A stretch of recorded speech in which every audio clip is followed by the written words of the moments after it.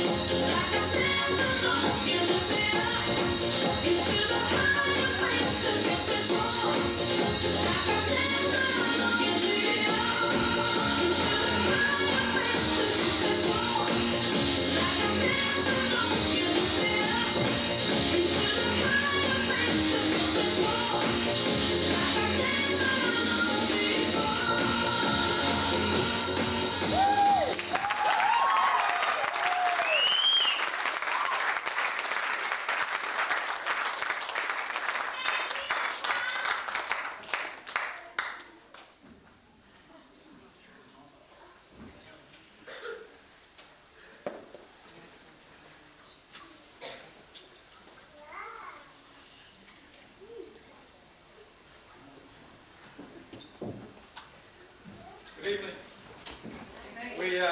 thinking of getting that guy that does that rap to do the notices, and they'll be over in 10 seconds. Unfortunately, you got me, and it'll take a little bit longer.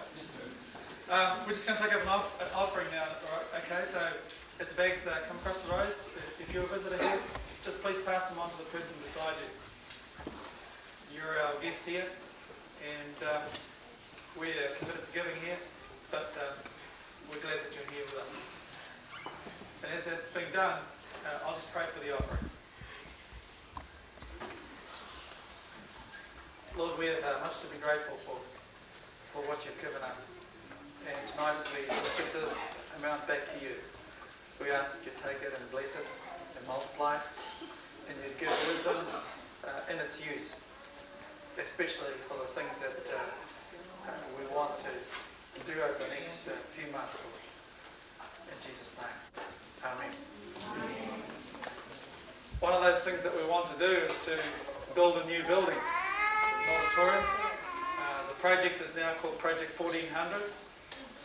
For those of you who don't know why that is, it's because that will probably be the final seating capacity of the new building when it's all three stages have been completed. The initial seating capacity is set at around about 500. It's I say around about 500 because the plans are often changing, and by the end it might be project 2400. But the first stage of that, as you can see, that there's no longer preschool here, and that disappeared during the week. And we just want to say thank you for those people that had a part in doing all the preparations for that, and also for the people that helped in patching up the lawn and that sort of thing yesterday. Over the next month, we really are looking for permission from the council for the consents granted. That means we can go ahead and start the building, and also we can start the move of the houses that are involved as well. So we appreciate people's prayers for those things. Also for the finance that's required to complete the whole project, we've estimated the cost to be around about $383,000. Isn't that good? And just on that, we just want to just show you sort of what that's what it will look like from the car park. Yes. So that'll be the main side entrance here, and this is where you are seated right now. And just another glimpse of the main auditorium without the roof on, and the only change is that this wall here is now sloping that way. Okay. Thank you. Just a couple of other notices. This, as you know, is the last Sunday of August, and tomorrow is the last day of August. So these green sheets here have the list of services for the next month of September. And so for our next special event is a twilight service on the 6th of September, and that is Church, What's in It for Me? So don't forget to take some of those just to remind you of what the services will be during the month. And now we're going to have a congregational song.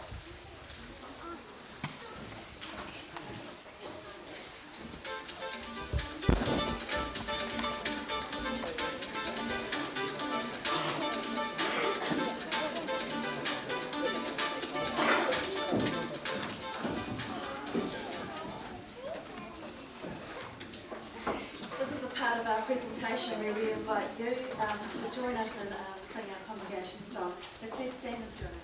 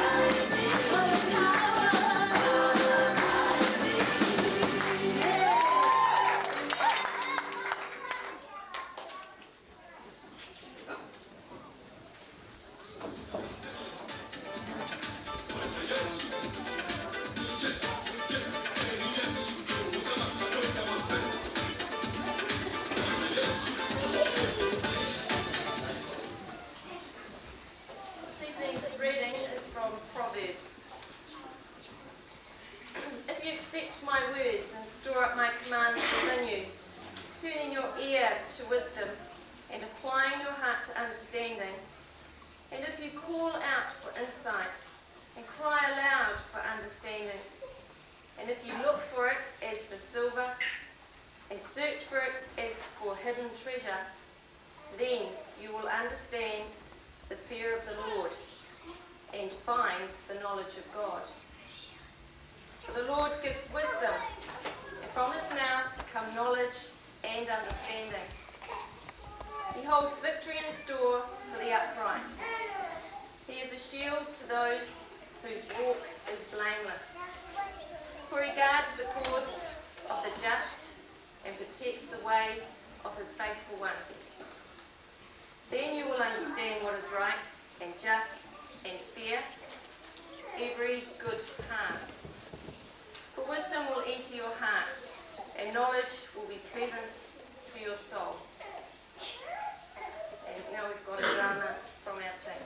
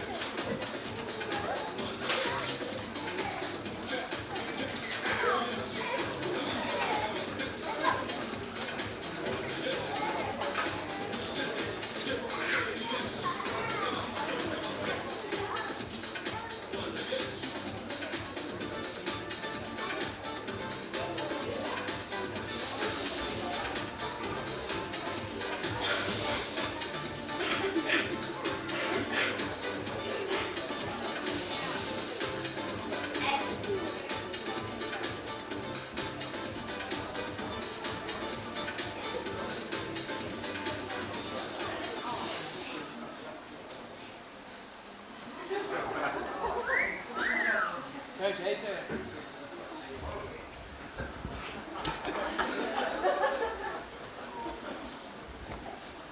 You look as bad as I feel. Do you have to talk so loud? Pretty good weekend, huh? I think so. What's that supposed to mean? Well, I went out Friday night and I woke up this morning. Well, I heard pretty good weekend. Yeah. What about you? Oh, you know, just the average. Party hard, bit of drinking. What? Only a bit. By your standards, I only had a drop. Oh, God. What? It's Dave. Oh, great, Mr. Killjoy himself. And I bet you he's going to want to tell us all about his weekend. Yeah, what a barrel of laughs that would have been. Yeah, let's see. He doesn't drink, he doesn't smoke, and he doesn't, I you wonder know. what someone like him does for fun. doesn't even know the meaning of it. Probably considers fun a sin. Yeah. Hey, do you think if we pretend to be asleep, he won't talk to us? Worth a try. Thanks.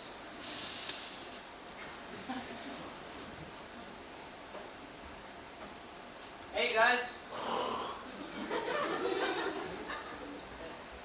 Good weekend? Yeah, what about you?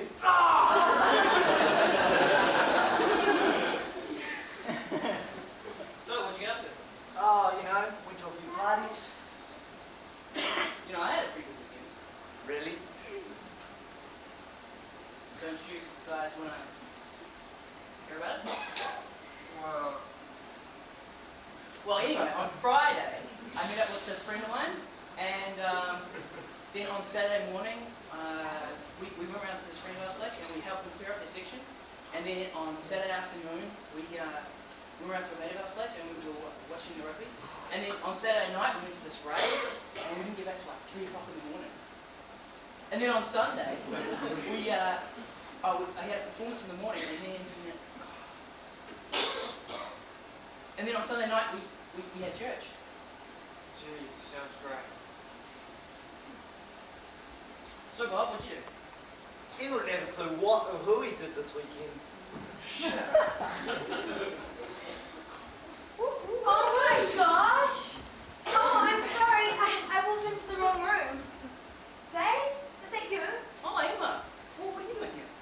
Well, you see, I came for sauna and I walked into the wrong room. Hey, it was a great weekend. We should do it more often. Oh well, I better be going. See ya. Bye. Who was that? That was Sabrina I was telling you about. That was your old friend? Hey, hang on. I thought you Christians couldn't, Doing what? You know. No what? do it! Do what? The wild thing, you know, the horizontal tango. Sex! Sex? Who knows? Sex? Why not? If I were you, I wouldn't. Well, you don't mean you're not going to. You know there's more to having fun than drinking and having sex. Just because you're the Pope. But you put a chastity belt on under that towel.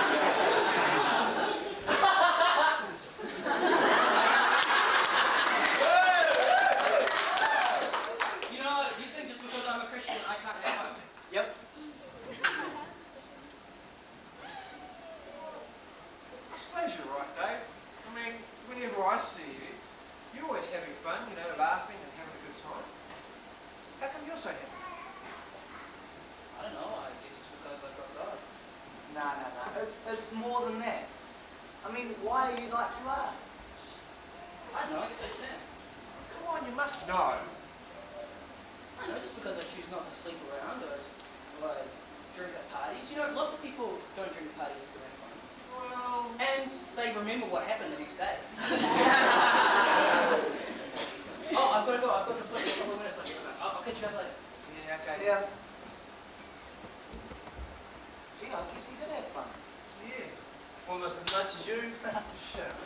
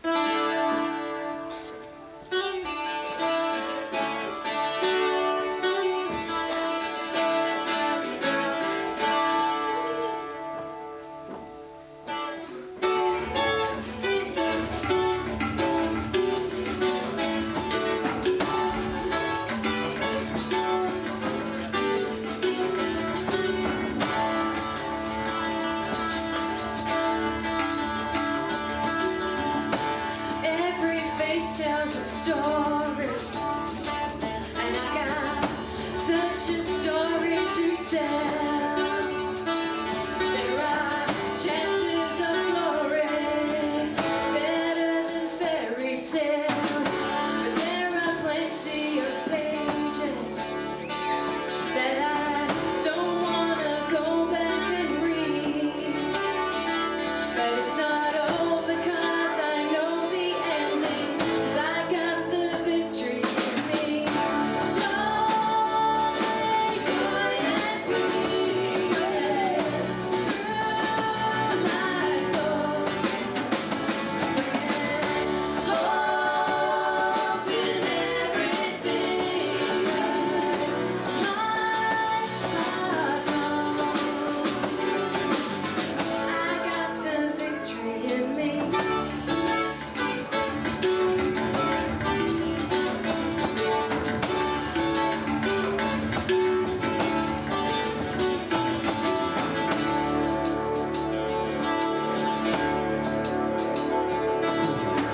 This story started with Jesus and how his love conquered Calvary. He's the hero and the only reason I've got the victory in me. Joy, joy and peace running through my soul. Hope in everything, 'cause my heart knows I got the victory in me. I can laugh when things go wrong, and I can get up in the morning and put a smile on my face and say out loud, it's alright, yeah. And I can sing and I can tell the world what I believe in the face of anything, 'cause I got the victory in me.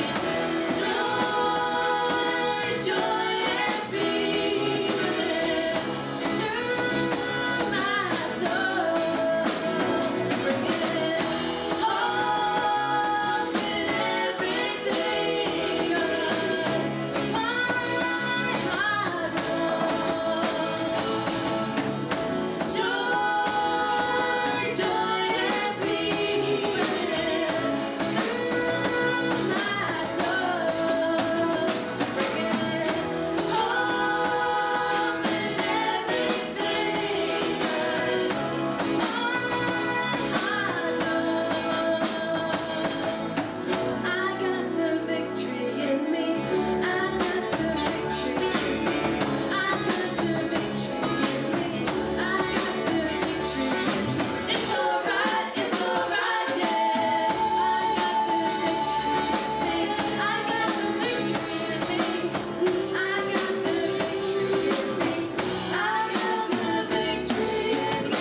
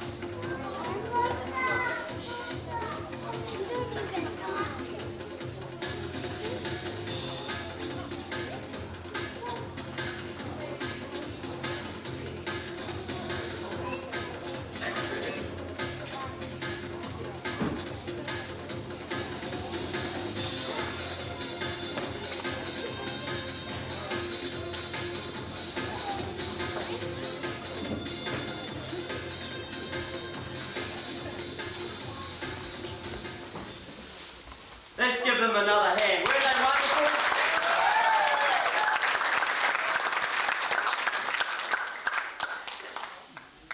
It's wonderful to have you here tonight. And no, we're so sure of the fact that our God is a good God. That's why we celebrate, that's why we're here. And we're just so glad that you've been able to come and join us for this evening, and that you've been able to enjoy the time that we're sharing together. I remember some years ago the very scenario. I must admit it wasn't in a sauna. I've got to say that I didn't have a girl like that walking in. She was pretty, eh? She's my daughter. Fair enough, I won't challenge that one. You know, I remember those times. People were so convinced, my friends were so convinced that Christians had to be a bunch of nerds who didn't know what they were doing, who weren't having a lot of fun. And they couldn't understand that I'd chucked the life that they had for something better. They just didn't seem to see it. I remember a girl, I'll call her now. It's not a real name. It's not another one of my old girls. Okay. She was a friend, a good friend, part of a group, and very pretty girl. An extremely astute, an extremely bright young woman. She was very clever. In fact, she was so clever I kind of felt a little overawed by her ability at times. And I remember the times that we went through as a group, and she was always the one that had to do the best at the parties. Always had to be the liveliest. Always had to be the person who people focused on. And I didn't understand in those days the reasons why. But I'll never forget one night where she walked out of our group, and we never saw her for some years afterwards. And we found out later on that what had happened, she'd actually walked out of the group, walked out into the street, climbed on the back of a motorcycle of a guy who was a gang member whom she had never met before, and had a terrible life from that point on. She wanted to party. She wanted to try the best out, and she wanted to ride the bike. The trouble is, the guys, once they got her on the bike, they never let her go. And I'll never forget that, because I guess, for me, it was a kind of an end result of some of the things that our group had been doing. And at the time, I remember being quite stunned by what had happened. You heard the definition earlier tonight. The life of sin simply means doing the things you know would not please God. That's what it means. Simply doing the things you know would not please God. Sin can be equated as doing wrong. So many people will say things like, well, I feel like I haven't done anything wrong. I've never done anything wrong. But it kind of reminds me of the lobster pot. You know, when I was younger, my grandmother, she didn't know how to cook crayfish. And so, you know what she did? She tried to put the lobster in the pot with the water boiling with her bare hands, and wondered why she got splashed. Now, I have a sneaky way of doing it when I do it. I get it because I don't like lobsters to suffer too much. So I get them and I get the lid and I sort of put them under the lid and I sort of go, yo, like this, right? That's the way I do it. But have you ever seen a lobster in a pot when somebody has heated it up very, very slowly? They say if you take enough time heating the water, long enough, that what eventually happens, the lobster continues to acclimatise until suddenly it's too late and he's dead. I remember somebody trying to do that. They thought they'd worked the theory out wrong, and I don't know what they did, but they must have had the heat too high because the lobster got quite frenetic. It sort of was trying to get out of the pot. And that kind of does happen to us sometimes.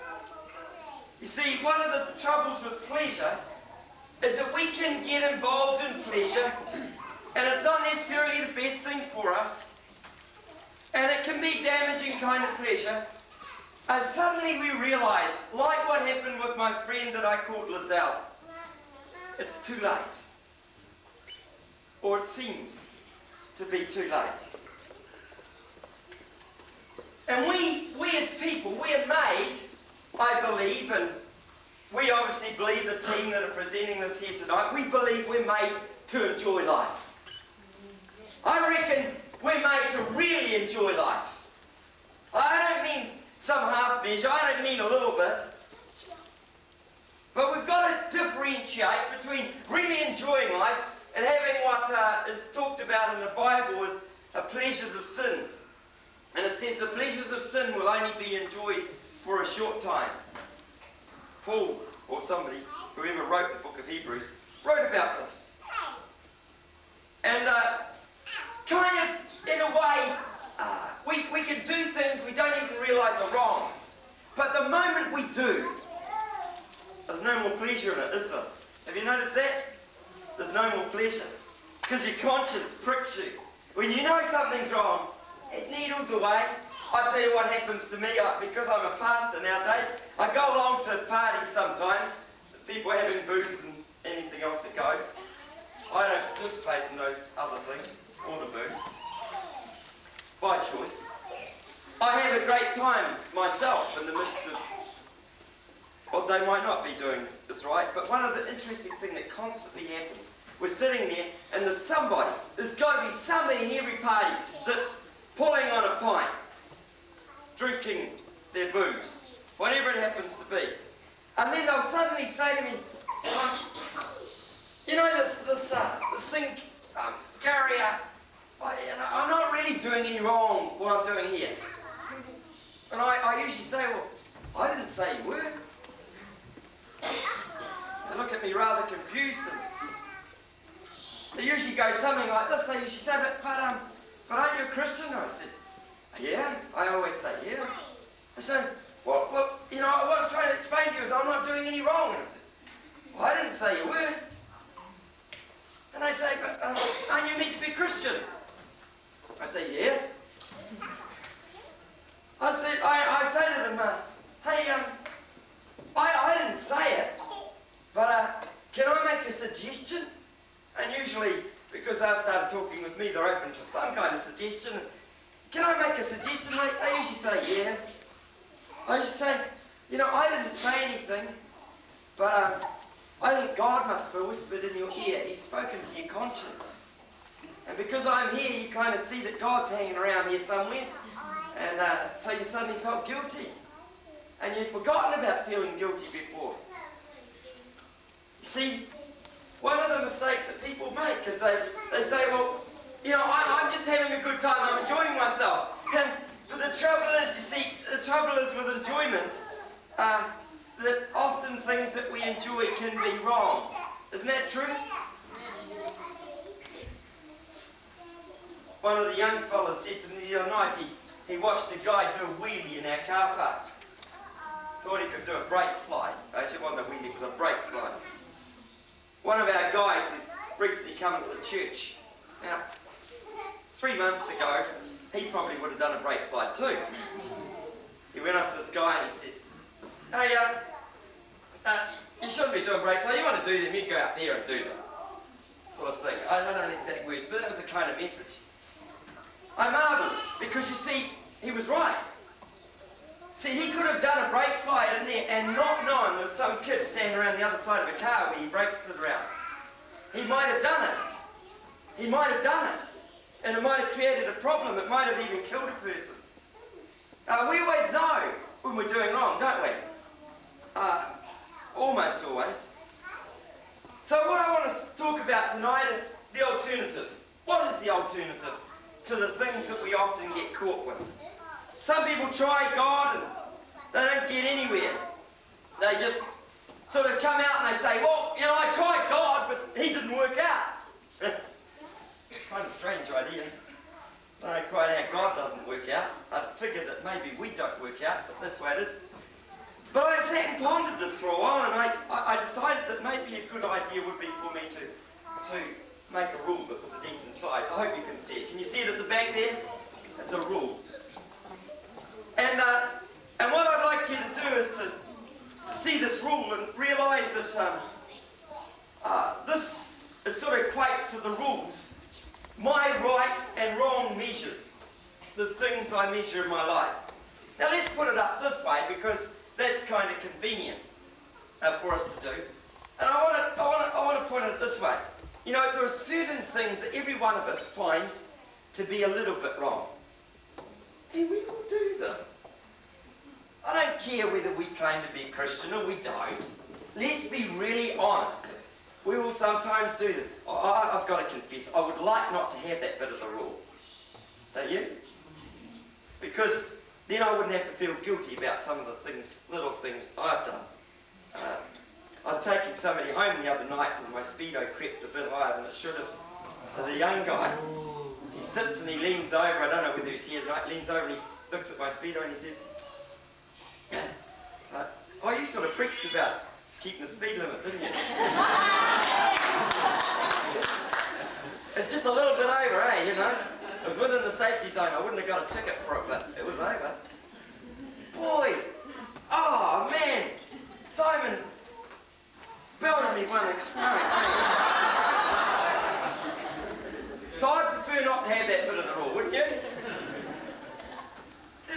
Then up a stage or two, we get into sort of more serious things where, well, you know the boss won't mind just a little bit if you sort of use some of his time to do some other things other than what he's paying you to do.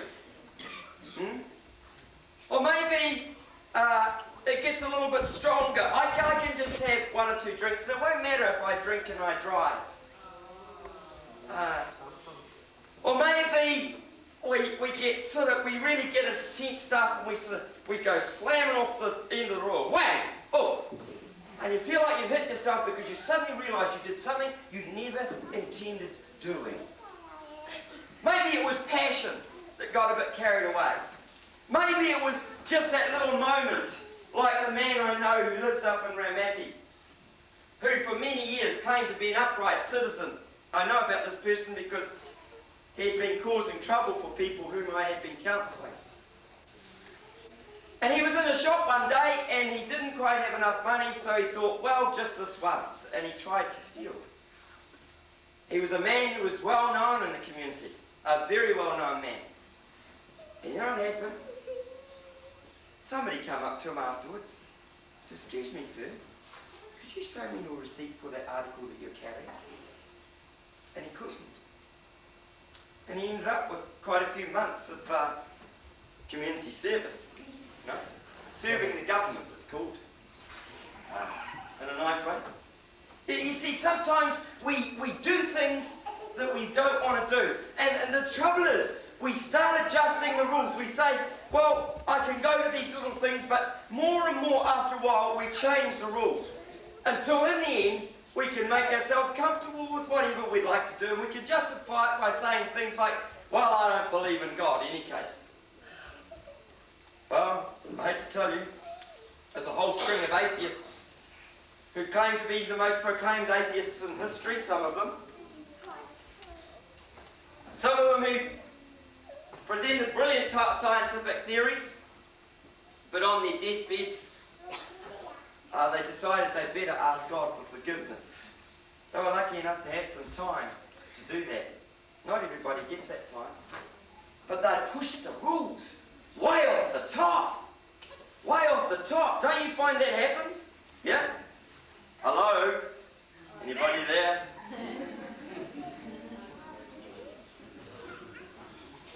See, when we make rules, we're anticipating negativity. When we're making rules, we know that we're trying to get something in life that we can't get any other way. We're just trying to, we don't feel as if we can get the things that maybe we'd like to have. And so we're willing to break the rules sometimes. I remember some years ago, when I was young, laughing my head off, much to my parents' embarrassment, because this guy we'd been sitting watching down, I think it was at Picton Foreshore or Waikawa, one of the two, I can't remember which. was one of them, and this guy came to launch his boat. First of all, he backed his car down the ramp, slammed on his anchors with his boat travelling too fast, and the car slithered down the ramp into the water. That was his first act. We were sitting there, Dad was giving us a running commentary about this car, and we were giggling. So in any case, it got rather interesting. He got some help, and they managed to get the car out and the boat floating on the water. So he took it over to the jetty to pick up his family. So instead of tying it to the jetty, what he actually did, he stood there on the jetty and held the rope for his family. And family were getting a bit slow, so he's getting a little bit irritable. So, come on, you lot. And so, in the end, out of his sheer frustration, what he did, if you could imagine, here's the wharf and here's the boat. He stuck his right foot on the boat and his left foot on the wharf. You know what happened? He had the rope, it wasn't tied to the wharf. And the boat went out, and much to everybody's glee in our family, he went down. I stood there and laughed my head off. I couldn't control myself. Some of you know what my laugh was like. I've heard you laugh at me. But that's what happens to us. Sometimes we think we can play the game of having a foot in the boat and a foot on the wharf in life. We think we can play around with things that are wrong and sinful, and we can try and stand on the boat at the same time, and we can try and stand on something that's a little different. Actually, I'd put the boat as a sinful thing and the wharf as a solid thing. Round the other way. Hey, you can't have a good time trying to live in two worlds. And one of the reasons I reckon some people who claim to be Christians seem to be a real bunch of sourdoughs is because they're actually doing that. They're actually standing on two worlds, and they haven't figured out quite how to stand on the right side. Maybe it's because it's a new experience for them, and it's taking them a wee while to learn to stand here instead of to stand where they've been most secure most of their lives, drifting around in their own little boat. And maybe it's because they've got some kind of issue. But look, people, let's be transparently honest here. Television has done Christianity, and it's done nobody any service, really, at points. There are points it has. But the soap operas have made it quite clear it hasn't done any service to us. In fact, it undermines everything that we can have that's good. You know, one of the things that happens when you're standing on both the boat and the wharf, your conscience is pricking you because you know your foot shouldn't be in the boat, but putting the foot on the wharf is extremely difficult sometimes. The difficulty is, the longer we stand there, the greater the likelihood of ending up with split ends and a sinking feeling in life. Another way of putting it is like this. A person who grabs a cat by the tail and tries to carry it soon learns something that they never knew before. Because I'm sure if they'd already learnt it, they would never have grabbed the cat by the tail. My God, that's all right. What is the fun-filled Christian life like? What is it really like? Because I think that's the thing that some of you have come here to try and figure out tonight. I want to say to you quite clearly tonight, it is not this. It is definitely not this. And I want to also say to you that it's not being a boring person. Right?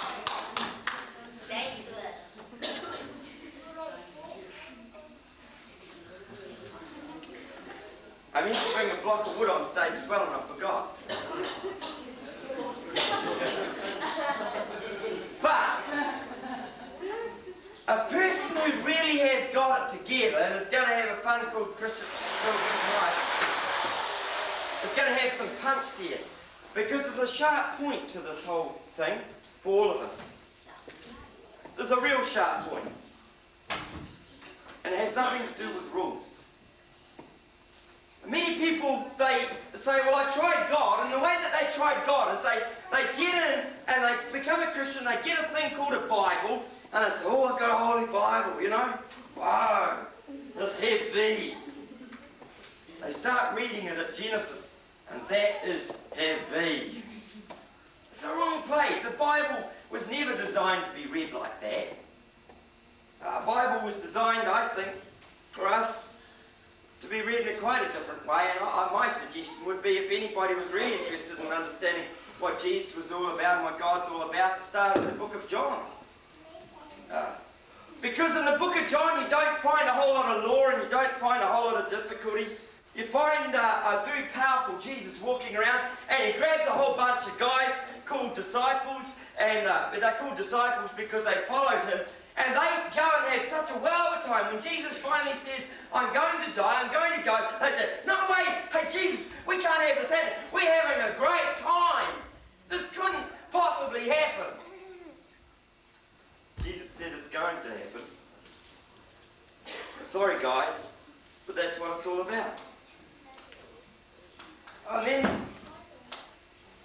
Many Christians, as I said before, can be very boring. Many of them can be. But I think there are some things which the fun-filled Christian life are like. And I just want to paint the picture for you. The first thing for me that I have really come to understand, I discovered at the beginning, but I couldn't actually figure out what it was that was happening. For the first time in my life, when I became a Christian, and I started enjoying my life as a Christian, and that happened pretty straight away for me, I suddenly realised that I had a real joy, a kind of a deep thing I'd never had before, about being accepted. I was accepted by God. Now, I had reasons for me personally not feeling accepted. I was a child that would have been, in my father's eye, better not to have been born at the time. Now, we get along really well now, and I think he really appreciates the fact I was born, but my timing wasn't exactly perfect. The arrival. So, feeling that God really did accept me gave me a kind of satisfaction and a joy that I can't describe except to say it changed my life. And then the second one is I ended up with a new appreciation on life. I was watching out here tonight and I noticed Laureen singing. She was the lead singer in that last song we had here. Well, Nick was actually, just beforehand, her husband's Nick, he's a tall, thin fella. He's a tall, thin fella with a baby attached to him at the moment. He was the most unlikely father in most of our eyes. I think even Laureen probably despaired at what he was going to be like as a father. He is the most hopelessly doting father I had seen for ages. He is incredible. Here he is out there with the push buggy just before we came in here tonight. He's going around in circles. And I said to him, hey man, it's not a drag strip. He's enjoying his kid. And I think his little wee baby really enjoys Dad. And I can see him enjoying Dad for a long time. And I sat and I thought, whoa, I'm preaching tonight and this is perfect. That's exactly what I feel like about God. I feel like he takes me in his buggy. And I feel like I really enjoy it. And he's managed to get me out of nappies. He's managed to get me acting in a way that's quite different to what I used to be like. And I really do enjoy it. I don't think I would have ended up a pastor because I certainly didn't anticipate being one if it hadn't been for the fact that that's what's happened for me. I really know and believe and trust God. I appreciate life so much. I remember just after becoming a Christian, a friend of mine, his name's John, he and I were working part-time at a ski field, and I used to go up Friday night and go back very late Saturday night or early Sunday morning so I could be back at church because I'd become a Christian. And I remember we were skiing down a slope, and he was the first guy to learn to ski. We were skiing down a slope and he was trying to catch me, and I was bouncing all over these holes, and things, and our ski field was a bit pitted at the time. But I came on top of a little spur and a knob on the end of the spur, and I stopped. And I looked out, and for the first time since I'd become a Christian, and I hadn't been that long a Christian, I can't remember exactly how long, but I hadn't been that long a Christian, for the first time I suddenly realised God made this. I looked out, and it blew me away. I've been around. I mean, I've done all sorts of things in the world in terms of skiing and tramping and all the rest of it. But I'd never ever seen it like this before. From this particular knob, we could see right down the valley, and we could see all these other little skiers in another ski field skiing down the valley, down Mount Cheeseman. And I stood there and I said to John, he came up and he stopped behind me. I said, John, whoa, look at that! I was amazed because I didn't realise quite what had happened to me. Whoa, look at that! John's standing there and he says to me, what? I said, look at that! With my ski poles hanging off my wrists. He looked at me as if I was weird. He said, what are you looking at? I said, God made that. Oh. You see, the difference between he and I was I suddenly was starting to see things from a different perspective. I reckon part of the fun of my life ever since has been that I really do love going bush. I love going in the mountains. I love seeing what God's made. I love to look out the hills here. I think it's marvellous. So I enjoy creation in a new way because I can see now that it has a purpose. It's not just a place to live. It's more than that. And then the fourth point, I have also discovered this deep inner pleasure. This pleasure about discovering what I was meant to be. Not just meandering around, just doing whatever I felt, and often feeling like I was destined for failure. And if you don't think that's a common feeling, I know people who've been in quite high executive positions who have still felt like they're doing nothing and they're not succeeding. I felt like I was some kind of failure. But when I became a Christian, I suddenly discovered there was a purpose and a potential for me, that God had designed me with a purpose and a potential. I suddenly discovered that there was meaning in life, and that the potential God had designed for me was something I was getting a hold of, and I was enjoying it. One of the things that used to happen before I became a Christian is that I didn't very much communicate with people a hang of a lot. People annoyed me by and large. I remember one very vivid instance where a young fella was bugging me for electronic circuit, and he wanted to build a really good crystal set radio receiver type thing that could receive more than one channel, because we happened to live in an area where that was an extremely difficult thing to achieve. So out of sheer annoyance, I drew the circuit on this piece of paper for him. I drew the thing and said, go away and make that.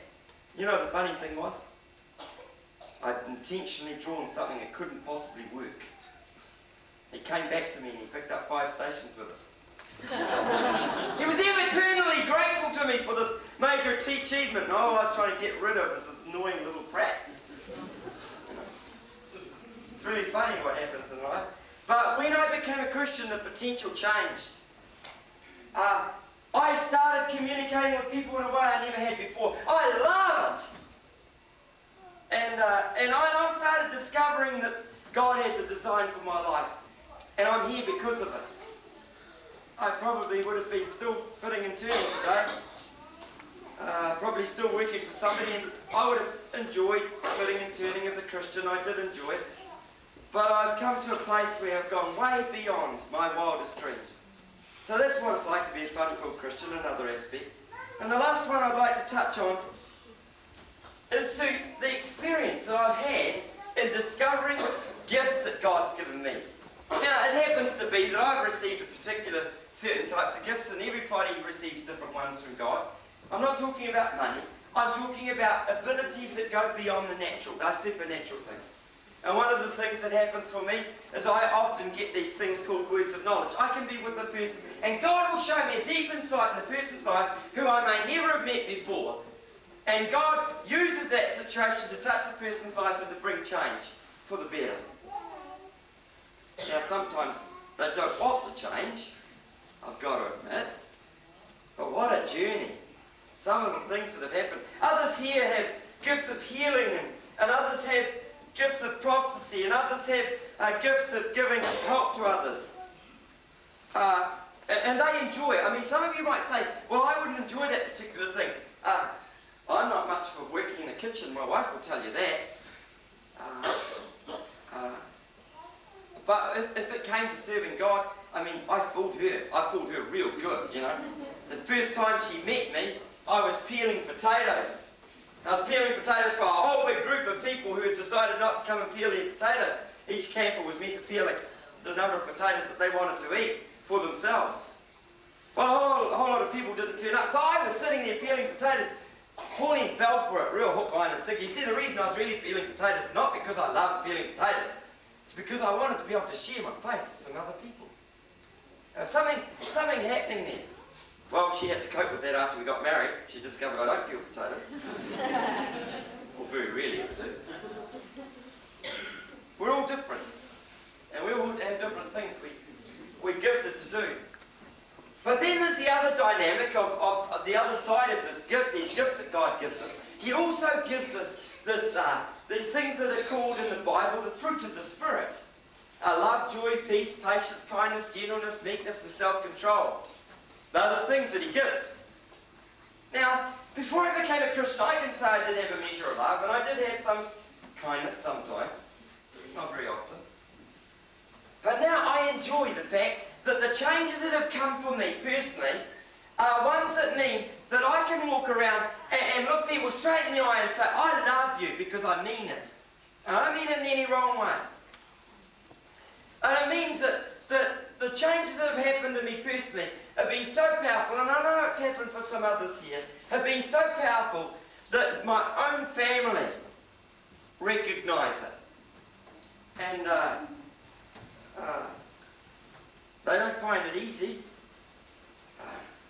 But certainly a number of my friends are blown away by what's happened for me. And it's because I really am enjoying my Christian life.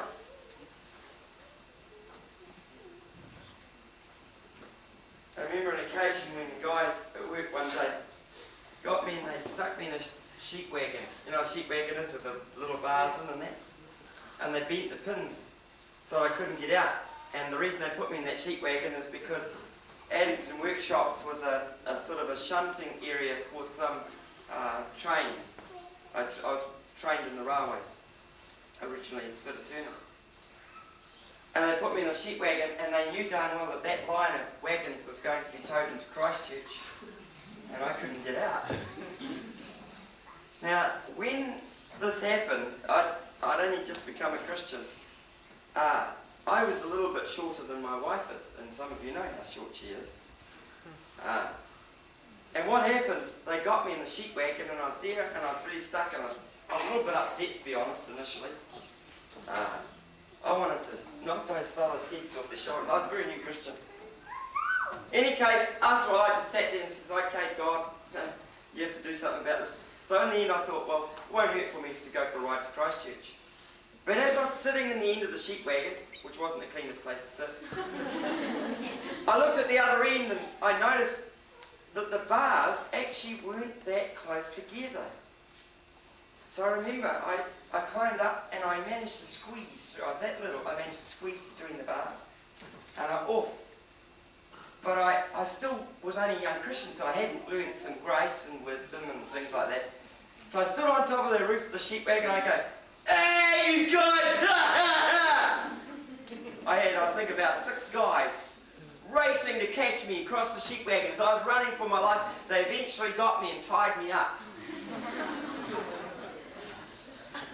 I remember they forgot about me actually over the lunchtime, and it was about 2 o'clock or 2 in the afternoon when they suddenly remembered that Colville was stuck out there, tied up. They used to call me another name, I won't tell you what that was. And I was tied up. they really had overdone it. My hands had turned blue. And I went back. I went to school because they came and released me eventually. I was meant to be at afternoon training, which is part of the government's training scheme in those days. And I always remember the teacher, his name was Alan Blackler. He grabbed my sleeve as I walked in. "What are you doing, Blake Colville?" And he grabbed me and he saw the rope marks of my wrists. And he marched me straight around to the manager because I wouldn't tell him what had happened. And in the end, I did a deal with the manager that the guys would only get reprimanded and it wouldn't go on their record. The guy said to me afterwards, they said, "Hey, Colville, we thought you were a sissy because you're a Christian." And I said to him, "What changed? A few weeks ago I wasn't a Christian and I wasn't a sissy. I became a Christian, now you think I'm a sissy. That's rubbish. That's puke." I was really annoyed with them. But they said this to me, "You're all right. You stood by us." Now, I'm not sure I really did the right thing at the time. But I did have their respect. But what was happening in my life is I'd come to a place where in the old days, if I'd done something like that, I would have been looking for a revenge. I would have really got revenge. And I mean, I wouldn't have been nice about it. I would have found some very clever ways of getting revenge. And, but I didn't even want to get revenge. You see, I had satisfaction in my life, and there was no need, when you've got that kind of satisfaction, and your life is full of fun, there's no need to want revenge. That's a good thing. Amen? For those who can say amen. Amen. Yeah, if you agree. So I want to finish off tonight by asking this question: how can we experience a fun-filled Christian life? How can we actually experience it? Because I've told you some of my experiences. First thing I want to say, you need to be able to do things with no guilt attached. I want to ask this question: why is it, think about this rationally, why is it that the equation for fun equals drunken parties and sex or some other behaviour that is wrong? Why is it that that's the equation, that fun has to do with doing all these wrong things? Because it's stupid. Because the guilt that goes with it doesn't leave us with much fun, does it? So we need to be prepared to do things with no guilt attached. So that means we don't go out and seek to do some of these things that we know are wrong. I reckon it's fine to have a good party. In the drama they talked about the Christian. I was really pleased. They portrayed the Christian, and I didn't write that thing. They portrayed the Christian as a person who had been out to pretty late that night at a party, but it was a no booze, no sex party. And they'd had a rave and they just had a great time. They'd been dancing. Now, I hope he was dancing to music that was appropriate, because otherwise it would have ended up in sex or whatever. But I don't think there's anything wrong with having a party, but there's a way of having a party that's good and it's healthy. Some years ago, while I was here pastoring, there was a couple got married here. And some of you will remember being at this particular wedding reception because there was a group of women sitting together, and Teresa was one of them. And they were all sitting together. They were having an incredibly great time. And there was a lady who came over, I think as a representative of another group, and said, "We've been watching you guys, and you guys are having a great time. What is it that you guys are taking so you get like this? Can we have some of it?" That's what they asked that question. And it's like we're having a great time. In the midst of the party, they were probably the happiest group around, I think. I'm pretty sure they were. And I'd been there, and I'd been in and out, and I'd been watching them. It was great. What do you say to somebody who says, you've got to have some stuff to be happy? You just tell them, you don't need the stuff. You can be happy if you've got God. You can be happy if you're going to do it His way, because there's no guilt attached and you're free. And those women in the middle of that party stunned people so much so that I actually had a couple of people come to me during the party and said to me, the wedding reception party, and said to me afterwards, they said, "I'm really impressed with those people over there. I believe they come from your church." I said, "Yeah." "They have a great time." And I said, "What do you expect? We're Christians. Christians are not nerds. In spite of what TV tries to show us as. I think we have a better time than I used to have before I became a Christian. But I do want to make this observation. I think often people are having parties for one reason. It's often something to do when they have nothing else to do. And if that's the reason for having it, then I think it could be prone to going the wrong way. I think part of a true Christian is to discover what God wants to enable you to do. He wants to grab hold of every one of you, and He wants you to have fun. He wants you to enjoy life. And certainly if you're hanging around this church or some other churches around Porirua, not all of them, but some of them have learned how to live a fun-filled Christian life.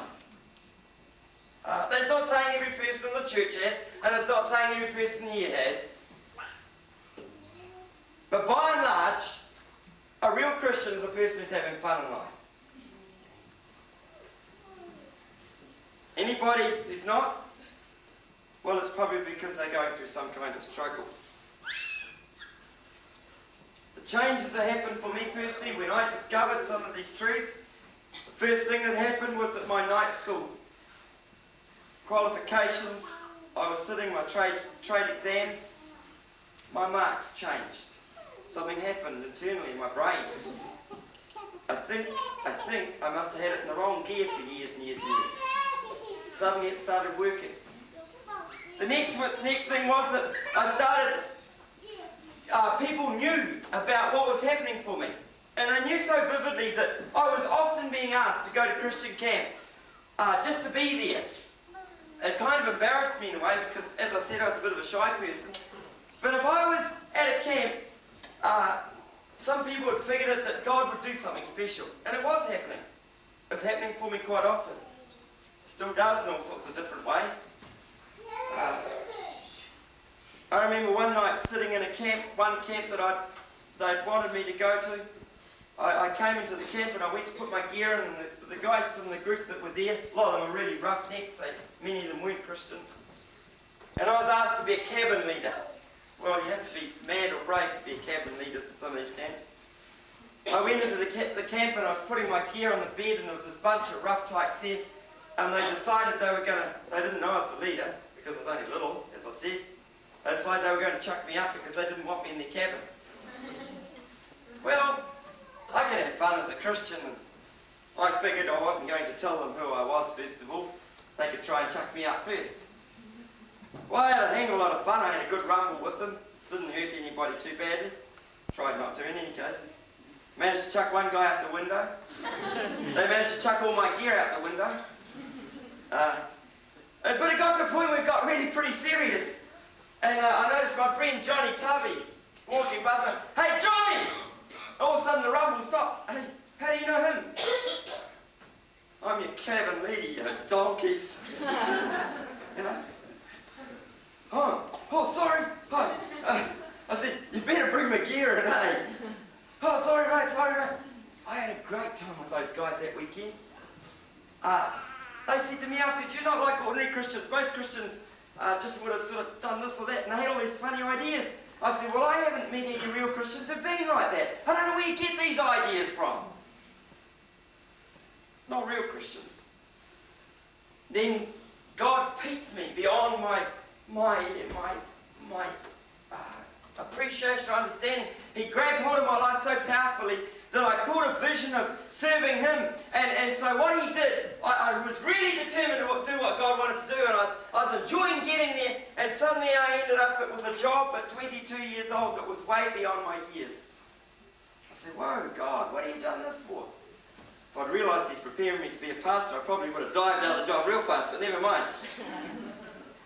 But it's fun. And I enjoy it. And I still do. It hasn't been easy. Some of you know the story I've been through myself. I guess tonight I've told a fair bit about my own story, because I think in terms of enjoying my life, I guess I can only talk about myself best. And the things I've appreciated. There are others here who I know who enjoy their Christian lives. But for every one of us here, looking back, I can see what God has done, and I can see what He's done. Looking back, there are times when I blew it, sure. And at those times, I lost a bit of the fun. But when I got back on track again, it was kind of real fun. And I remember the kind of situation that can happen. You know, you can get on the wrong track sometimes. And as a child, my uncle used to be a railway line worker. He's a linesman. And he used to live in the outbacks in a little wee town, out in the Watts. It's a railway town, right out in the Watts. I remember he used to have a jigger, and it was a push-pull. Anybody know what a push-pull is? Yeah. Right. Well, we got on this jigger when my uncle and my dad and the others that were there were drinking. And they didn't know we got on the push-pull. And it was a sort of public holiday, so that my cousins reckoned there were no trains coming. And I remember going along this push-pull, and we push-pull, and I wasn't very big, and none of us were very big in fact. We got a long, long way away from my Uncle George's house. And suddenly, guess what we heard?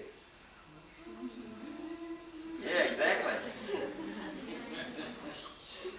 I tell you what, we were little guys, we were trying to make that push-pull work fast and it would work. We were trying to push down, we're still going up, and it wasn't working very well. In the end, we got so desperate, we leapt off this thing, and we must have been about 300 or 400 yards away from my Uncle George's place. We leapt off it, and we hid in the bushes, and the train came around the corner and hit the jigger, and it ended up getting pushed way down the track, and fortunately for us, it got pushed off the track fairly near Uncle George's place. Wasn't it too good a repair? I remember hiding in the bushes, and there was a house just behind us, and curtains parted and people were peeking out. We're down in the bushes. Uncle George was absolutely convinced it couldn't have been us, it was the neighbours. We were on the wrong track at the wrong time, and it's dangerous living, folks. And many of us do that in life. We get on the wrong track at the wrong time. And the only thing we end up with is this guilt thing from our own rules. We stand before God and we say, God, I made a set of rules and they worked out for me. And can I start really blankly? God says, don't like your rules, I made the rules around here. And the rules aren't rules of saying, you will obey this, you will do this, and you will do that. The rules aren't rules at all like that. They're actually simply to say, love me, God says. You shall love the Lord your God with all your heart and all your soul and all your mind and all your strength. And the second is this, that you shall love your neighbour as you love yourself. And I reckon you get to loving other people like that, you will not steal, you will not covet. You don't even have an ambition to do wrong if you really love at that level. And the only way you're going to love at that level is if you can do it by loving God first. Because then He changes our lives to enable us to love ourselves and to love others. And my invitation to you tonight is to become a person who's really fun-filled and enjoying life in a way you never have before. I'm going to pray a prayer, and I'd like you to join me in this prayer tonight. The prayer is just talking with God. And you can either open your eyes or close your eyes. It doesn't matter. But on this day, the 30th of August, God is inviting you to do the things He wants to do. He designed you to enjoy your life. He wants you to have great fun. And I know of no better way. You know, we had a time here this morning, a celebration that was so powerful. There was a young woman sitting in our midst and she said, I want to know this Jesus. God spoke to her through a word that He gave. He gave somebody this word that really touched that lady's life, that young woman's life. And He wants to touch you. He wants the best for you. So I invite you to join me in this prayer, and if you'd like to agree at the end, I'm going to say, and all the people said, and you can say, Amen, like you've heard others say earlier tonight, if you agree. If you don't, that's part of the journey at the moment, and maybe you might need to come back 2 or 3 or 4 or 5 more times before you start to appreciate fully what is being said here and what God's saying for you. But my advice to you would be to join this prayer and at least say, God, give me a shot. Show me yourself. Help me understand what it is to have the life that you're offering. So let's talk to God together.